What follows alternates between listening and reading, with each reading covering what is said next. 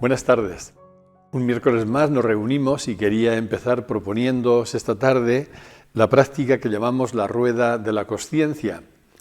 No solo porque está relacionada con el tema que luego pienso desarrollar, sino también porque me parece una práctica sumamente eficaz para tomar distancia, aprender a desidentificarnos de aquello con lo que habitualmente hemos vivido identificados, con nuestro cuerpo, nuestros pensamientos, nuestros sentimientos, las circunstancias, lo que nos ocurre, y el aprender a tomar distancia de todo ello, comprendiendo que somos más que todo ello. Es esta comprensión la que nos permite anclarnos en el testigo, situarnos en el testigo, y dicho de un modo quizá más ajustado, la que nos permite pasar del estado mental al estado de presencia. Y es ahí efectivamente donde se ventila todo lo que podemos llamar calidad de vida o vida en plenitud. Así que si os parece empezamos ya con esta práctica de la rueda de la consciencia. Práctica meditativa, la rueda de la consciencia. Esta práctica se desarrolla en dos momentos. Hay un primer momento de desidentificación en el que vamos reconociendo que no somos el cuerpo, los pensamientos, los sentimientos, lo que nos pasa, sino que somos eso que es consciente de todo ello. Y en el segundo momento lo que hacemos es reconocernos, permanecer y anclarnos en nuestra verdadera identidad, es decir, justamente en eso que es consciente, en la consciencia que somos. Se trata de una práctica que, aparte de todas las riquezas que contiene como cualquier otra práctica meditativa, me parece que reviste un carácter especial y una, entre comillas, utilidad también sumamente práctica, porque nos ayuda a dejar de vivirnos en la mente y en el yo para empezar a vivirnos en la consciencia testigo o simplemente en el testigo. Y cuando vamos pasando de la mente al testigo, cambia absolutamente todo. Nuestro modo de ver, nuestro modo de vernos, nuestro modo de sentir, nuestro modo de actuar. Se da el paso de la ignorancia que nos mantenía en el estado mental y actuamos de acuerdo a las características de ese estado mental. Pasamos, digo, de esa ignorancia a la comprensión o a la sabiduría. Vamos a empezar.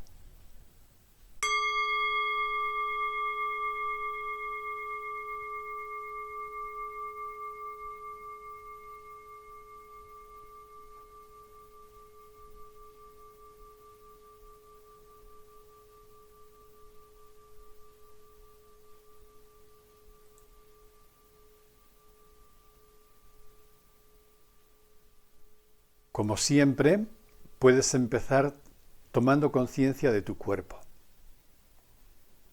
Nota cómo estás sentada o sentado y siéntelo.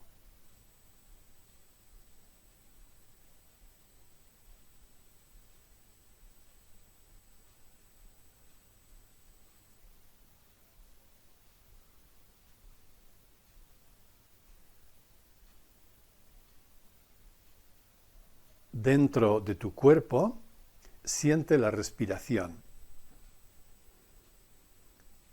Quizás si te interesa, sin forzar nada, puedes ir haciéndola más pausada, más profunda y atiéndela.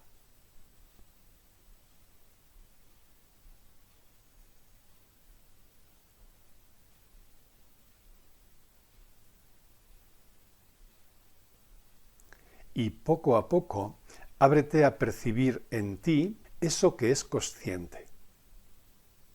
En nosotros siempre hay algo que se da cuenta. De hecho, eso es lo que permite decir que somos conscientes. Hay algo que es atención, consciencia. Ábrete a percibirlo.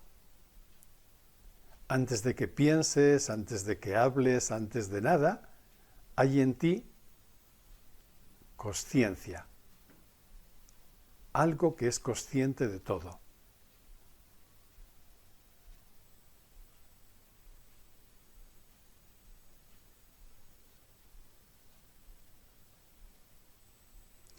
No quieras pensarlo, ni atraparlo mentalmente. No quieras entenderlo. Te basta con reconocerlo. Reconocer que en ti hay una capacidad de darte cuenta, de ser consciente. Sitúate ahí, nos situamos en eso que es consciente, en eso que se da cuenta, en ese centro de atención que es como una luz que puede iluminar aquello a donde lo dirigimos, y desde ahí vamos a recorrer toda la realidad en la que nos experimentamos, empezando por nuestro cuerpo. Así puedes llevar la luz de la atención a tus pies y siéntelos. Siente el contacto de la planta de los pies con el suelo, su temperatura, algún roce, siéntelos.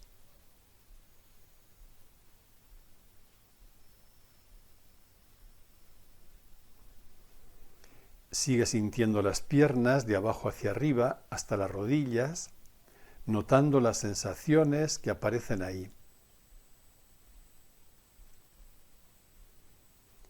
Siente los muslos, los glúteos en contacto con la silla o con el suelo.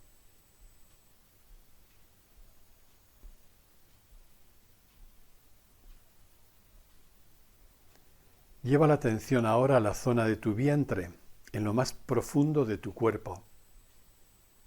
Siéntela y a la vez que la sientes, permite que se pueda ablandar.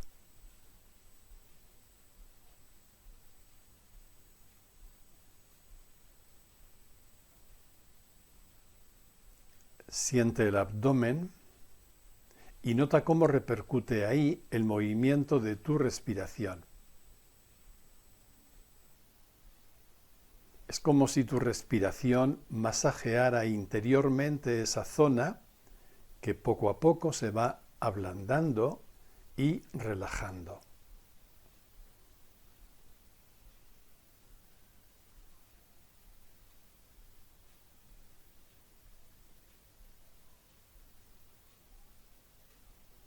Siente el tórax y nota cómo al sentirlo toda la zona de tu pecho se expande.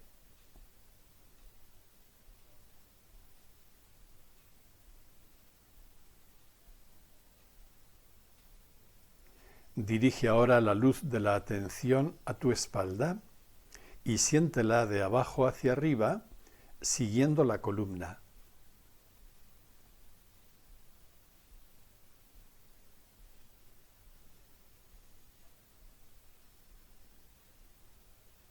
Siente los hombros y ve deslizando la atención por los brazos, sintiéndolos, hasta llegar a las manos. Siente el cuello, la cabeza y al sentirla, acércate a su interior. Si notas en ella alguna tensión, alguna preocupación, o simplemente un pensamiento que te entretiene, permite que todo eso se pueda soltar, de modo que tu cabeza quede por dentro suelta, blanda, relajada.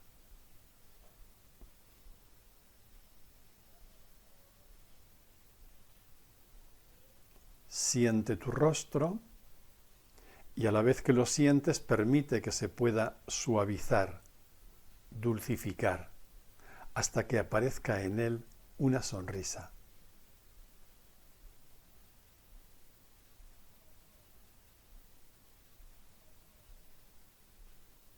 Y siente todo tu cuerpo como un todo, formando una unidad.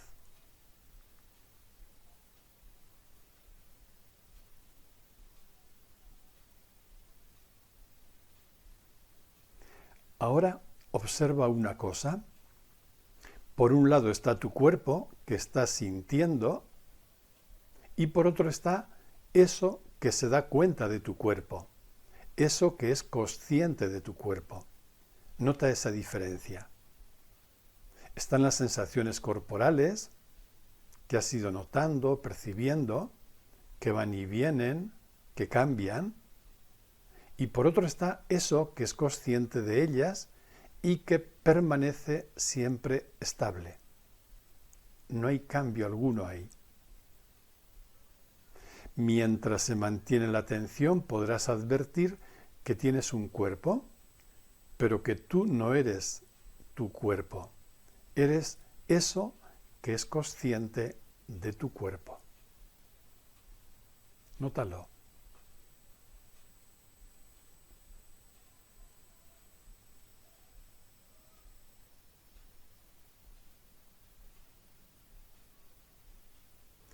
Puedes ahora llevar la luz de la atención a tu mente. Te sitúas a distancia, en el lugar del observador, del testigo, con un poquito detrás de la mente, y simplemente observa los pensamientos que aparecen ahí. No tienes que hacer nada con ellos, ni siquiera querer eliminarlos, simplemente obsérvalos. Si te ayuda, puedes preguntarte, ¿qué pensamientos pasan ahora por mi mente? Obsérvalos.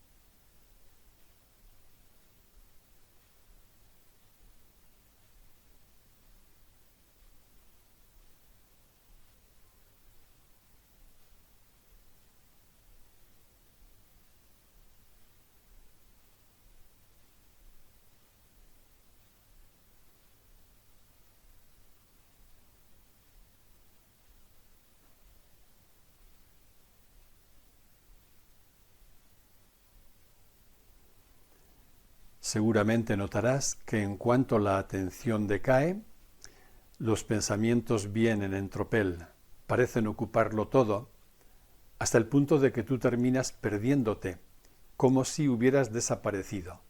Todo es una red de pensamientos que van a su aire, donde tú te pierdes. Por el contrario, cuando vuelve la atención, ahí te das cuenta de que hay pensamientos que son involuntarios, son automáticos, que van y vienen, pero que tú no eres tus pensamientos. Tú eres eso que es consciente de los pensamientos. Los pensamientos aparecen y desaparecen, cambian rápidamente. Eso que es consciente permanece siempre estable y es lo que se entera. Puedes llevar ahora la luz de la atención a tus sentimientos. También aquí puedes preguntarte, ¿cuál es ahora mi estado de ánimo? ¿Qué sentimientos hay en mi interior? Y simplemente obsérvalos, no hagas nada más. Si acaso, si te ayuda, puedes ponerles nombre, pero solo para observarlos mejor.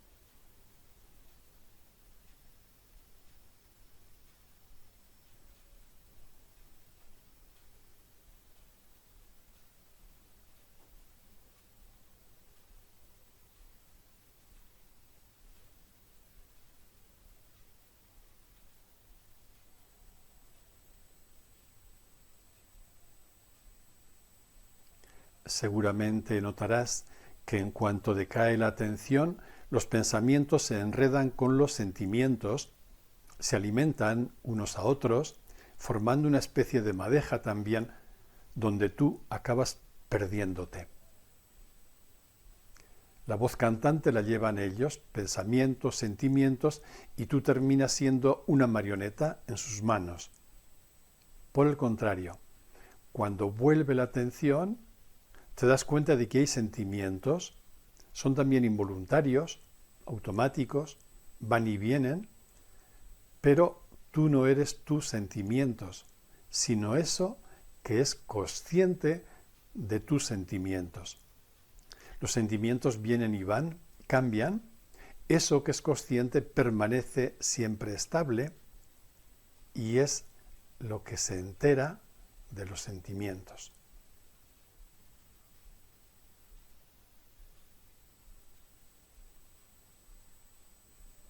Puedes llevar ahora la luz de la atención a esto que llamamos habitualmente nuestra realidad exterior. Es la realidad familiar, relacional, social, política, mundial, planetaria, si quieres. Pues bien, sitúate ahí en la atención en eso que es consciente y atiende ahora aquella realidad que en este momento se presente ante ti, sea la que sea. No tienes tampoco que hacer nada con ella, ni analizarla, ni sacar conclusiones. Ahora no es el momento, ahora solo es atenderla. Aquella realidad que se presente ante ti, simplemente la atiendes.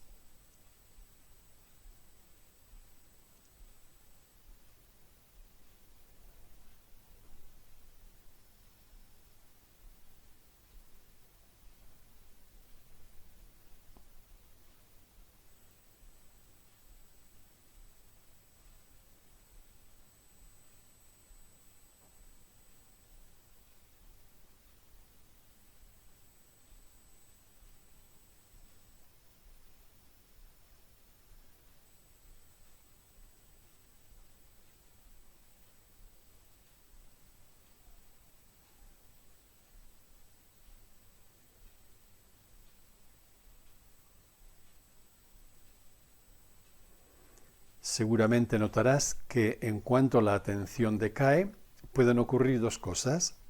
O bien te distraes y dejas de atender la realidad, te has ido ya al mundo de los pensamientos, o bien te parece que cualquier circunstancia de la realidad puede atraparte y tiene todo el poder sobre ti. Por el contrario, cuando vuelve la atención, te das cuenta de que a tu alrededor se producen un sinfín de circunstancias, pero que tú no eres nada de ello. Suceden multitud de acontecimientos, pero tú no eres nada de ello. Tú eres eso que es consciente de todo lo que sucede. Lo que sucede cambia constantemente. Eso que es consciente permanece estable y está siempre a salvo.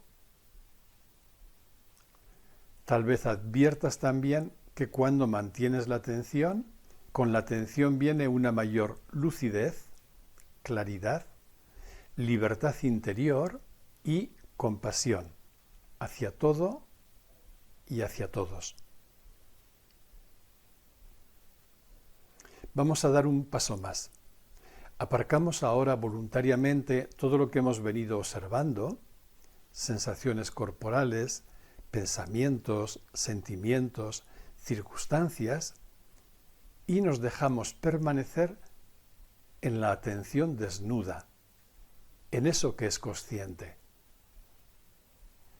en la pura consciencia.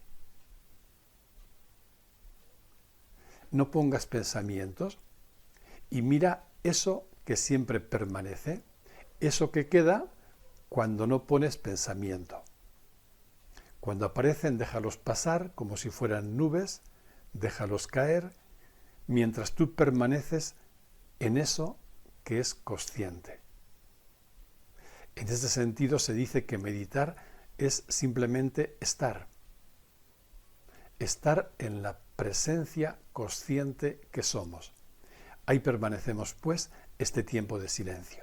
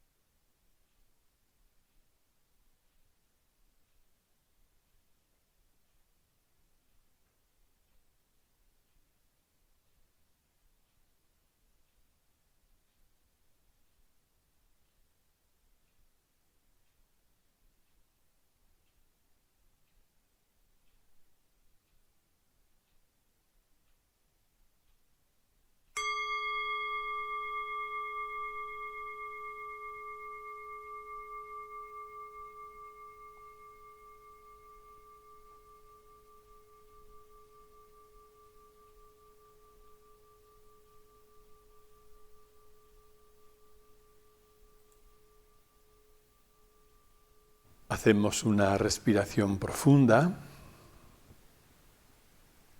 pausada,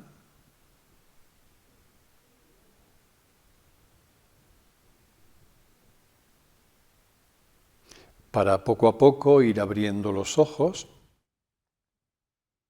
percibir lo que nos rodea y nos disponemos así a iniciar el tema que quiero desarrollar esta tarde y que, como decía, no es nada más que la segunda parte de aquel que abordábamos la semana anterior.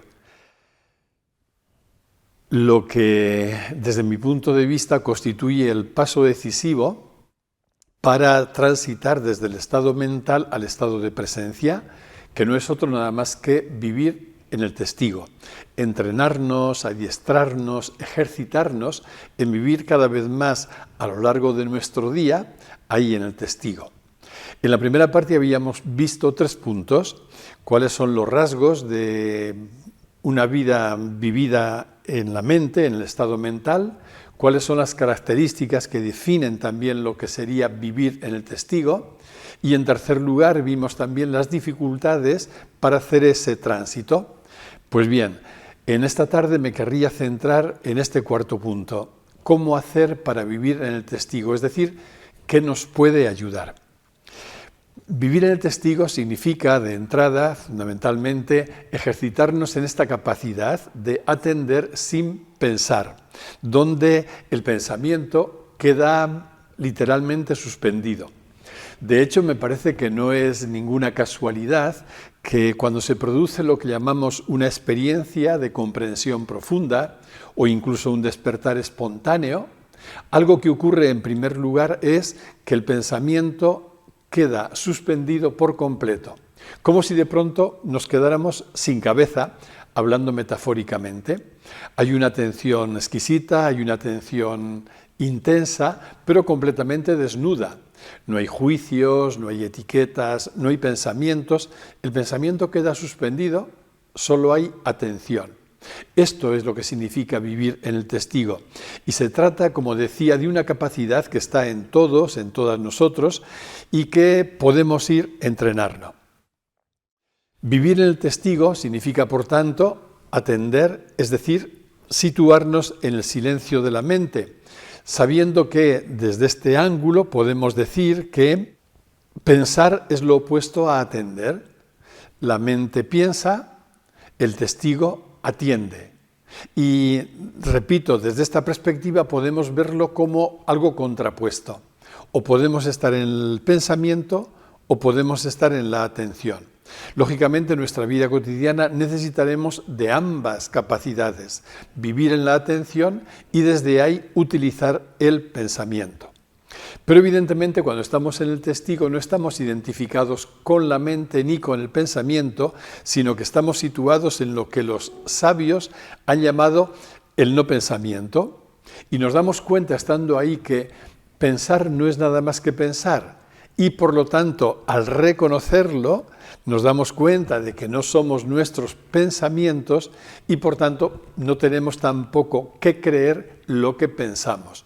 Ahí es donde se produce ese proceso de no identificación con la mente o con los pensamientos. En concreto, se trata en este adiestramiento que nos permita vivir en el testigo de ir viviendo a lo largo del día un paso constante del pensador, el yo pensador, con el que estamos bastante identificados, al observador o testigo, aunque quizás mejor habría que decir situarnos en la observación o la atestiguación. ¿Por qué digo esto? Porque cuando estamos en el testigo no estamos en un yo que hubiera dejado su papel de pensador y ahora fuera un yo testigo. No. Cuando estamos en el testigo hemos trascendido el yo.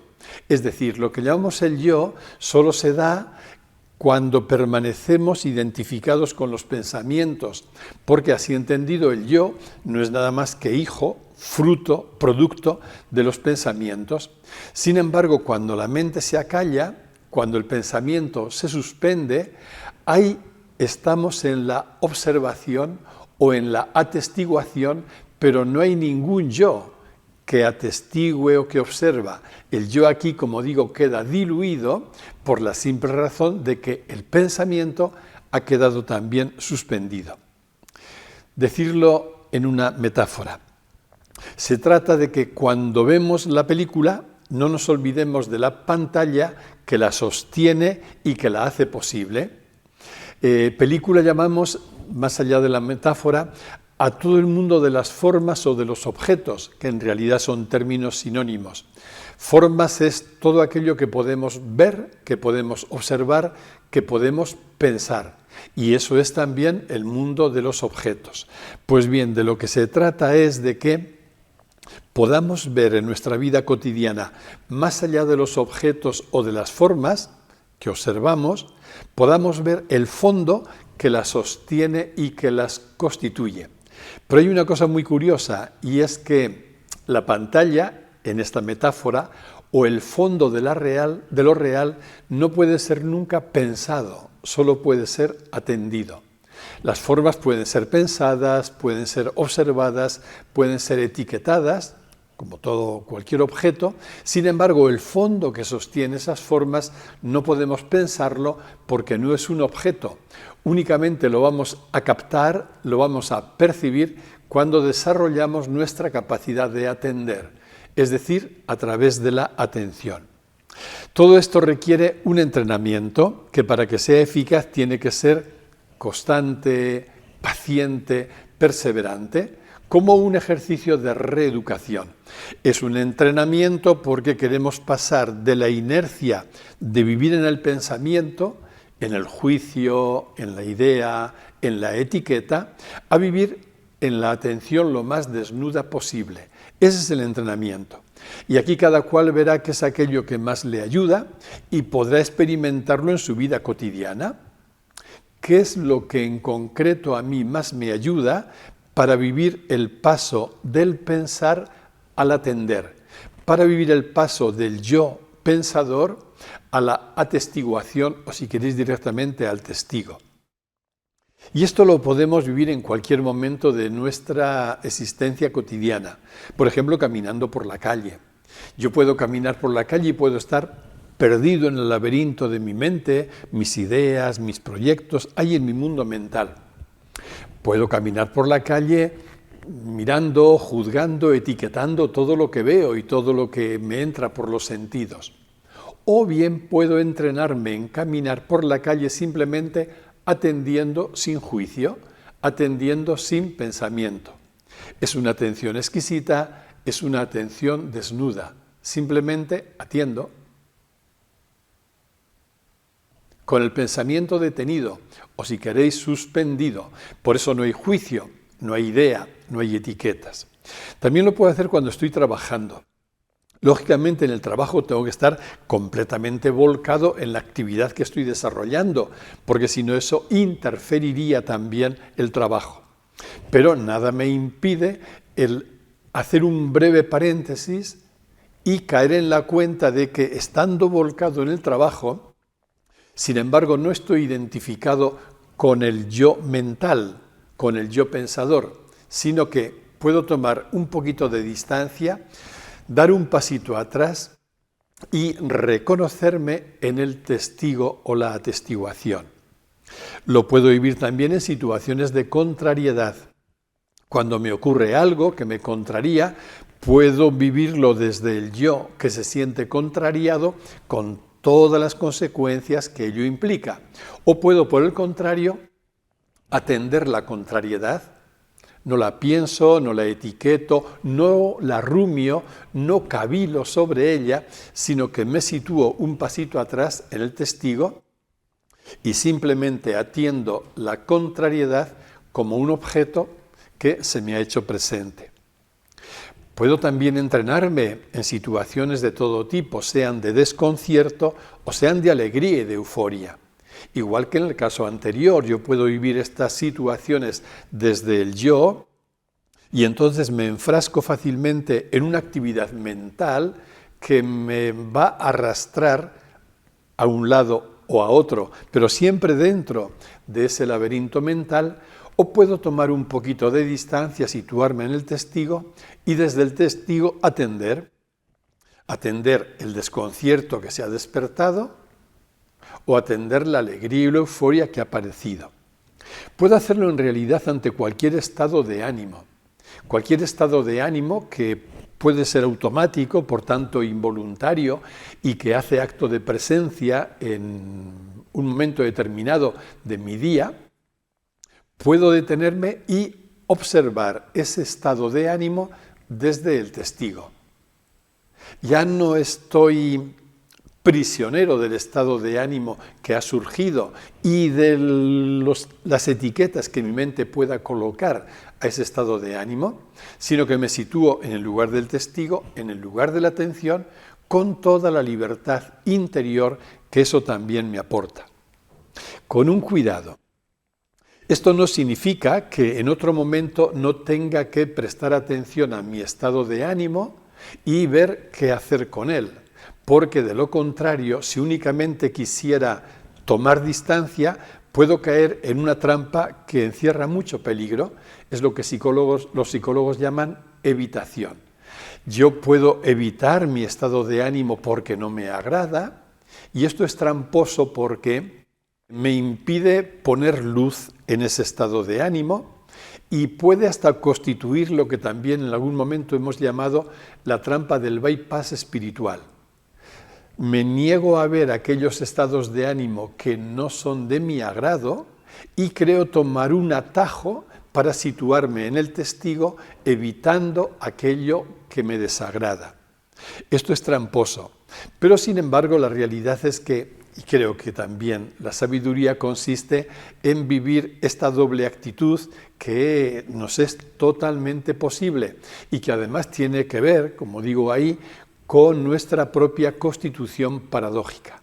Dicho más en concreto para que se entienda, ante el mundo emocional, ante cualquier estado de ánimo que se nos despierta, podemos, y yo creo que es sano, es saludable, vivir dos actitudes. Las dos están a nuestro alcance y las dos son complementarias. En primer lugar, es un trabajo psicológico en el que yo me acerco a conocer, aceptar, cuidar, sanar y o gestionar todo lo que es mi mundo emocional. Este trabajo psicológico me parece insustituible y antes o después yo tendré que prestar atención al mundo de mis emociones, sobre todo aquellas emociones que se me repiten con más frecuencia, prestarles atención para ver qué hacer con ellas, para responsabilizarme de ellas. Pero eso no niega que también en otro momento pueda hacer y tenga que hacer un trabajo espiritual que consiste en la toma de distancia de todo ese mundo emocional en un proceso de desidentificación que me lleva a comprender que yo no soy esas emociones, que yo no soy ese estado emocional. Como digo, ambos trabajos son insustituibles y son complementarios. En definitiva, en cualquier circunstancia de mi vida cotidiana puedo dar el paso del yo pensador al testigo y puedo entrenarme en ello. ¿Cómo? Haciendo breves paréntesis. En cualquier actividad que esté desarrollando puedo como hacer una respiración breve y en ese paréntesis situarme un pasito más atrás de la mente, del yo pensador, situarme en la atención, en el testigo. O puedo hacer un guiño también a lo largo del día. Un guiño es como un clic que me hace venir al momento presente y de nuevo situarme voluntariamente de manera consciente en el testigo. Con todo eso lo que voy consiguiendo es salir de la jaula de la mente, de la identificación con ella y situarme en lo que venimos denominando el observador o el testigo. Todo esto, como digo, en cualquier actividad en la que pueda estar enfrascado a lo largo del día, pero también en prácticas formales, en prácticas meditativas, a las que dedique un tiempo determinado en un momento del día, y ahí me ejercito justamente en desarrollar lo que es la atención, la observación de la mente, la observación del pensamiento y aprender a situarme en el no pensamiento. Eso es aprender a vivir en el testigo. En definitiva, el testigo es el modo y el lugar donde se sitúa quien se sabe vida. Solo cuando estamos identificados con la mente, que nos hallamos en el estado mental, estamos ahí siempre a merced de esos movimientos mentales y emocionales. Cuando por el contrario trascendemos la identificación con el yo particular y nos reconocemos como vida, ahí nos situamos en el testigo. Este es el único modo como podemos posibilitar que la vida fluya, porque no está la mente controladora y la mente que quiere manejar también el flujo de la vida, sino porque desde la comprensión de que somos vida, estamos en este otro lugar. Dicho de otro modo, el pensador es el lugar del yo. La mente pensante o la identificación con la mente es lo que ocurre cuando estamos identificados también con el yo particular. Y ahí fácilmente nos convertimos en marionetas en manos de esa misma mente pensante, según los pensamientos que nos vengan a la mente, de todo tipo, que a su vez llevarán de la mano determinados sentimientos y emociones, podemos convertirnos, sin darnos cuenta, en marionetas de los mismos, en manos de los mismos. Por el contrario, el testigo es el lugar de la vida. Ahí donde no hay identificación con un juicio, con un pensamiento, con una etiqueta, ahí donde hay atención, ahí nos experimentamos como vida. Y ahí estamos, como digo, en el lugar de la vida, que también es el lugar de la sabiduría o de la comprensión. En la mente estamos en el lugar de los pensamientos de todo tipo, en la identificación con el yo particular o separado. Por el contrario, cuando damos un paso atrás y nos situamos en el testigo, experimentamos que estamos en la comprensión amplia, en el lugar de la sabiduría. Y desde ahí, lógicamente, seguimos utilizando la mente, porque es una herramienta preciosa también para nuestra vida cotidiana. Pero esa es la mente funcional. Hemos salido ya de la identificación con la mente pensante en la que nos vivíamos, repito, como marionetas en sus manos, y hemos empezado a situarnos en este entrenamiento constante, perseverante, en el lugar del testigo, el lugar de la atención desnuda, donde no hay juicio, no hay etiquetación, solo hay atención descansada. Perdonad que insista en ello, pero me parece tan importante todo esto que, como decía desde el principio, vale la pena, y no tomándolo como una creencia, mucho menos como una imposición, sino como un material de indagación o de investigación por uno mismo o por una misma. Vale la pena, repito, a lo largo del día, hacer este paso voluntariamente y de pronto, cuando me veo enfrascado en mi mundo mental, hacer un pequeñito paréntesis y decir, doy un paso atrás. Y me pregunto, ¿dónde estoy? ¿Estoy identificado con la mente, con todo lo que ello supone? ¿O estoy en el testigo, en eso que es consciente de la mente, en eso que es consciente de toda la actividad mental y emocional? ¿Dónde estoy? Ahora mismo. Yo estoy hablando, estoy desarrollando una actividad y puedo estar en la mente, en mi mente que tiene también su información y que, bueno, puede asumir si me descuido el protagonismo.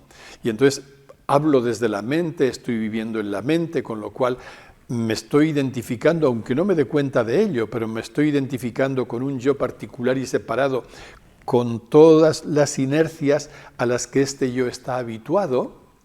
O por el contrario, yo puedo estar hablando con esto mismo, pero de pronto estoy en ese otro lugar, estoy en el testigo, en una atención desnuda que no juzga, no etiqueta, por tanto tampoco busca apropiarse de nada, sino que simplemente es atención que permite que a través de mí, y por tanto también a través de la mente y a través de la palabra, fluya aquello que en este momento se me está regalando.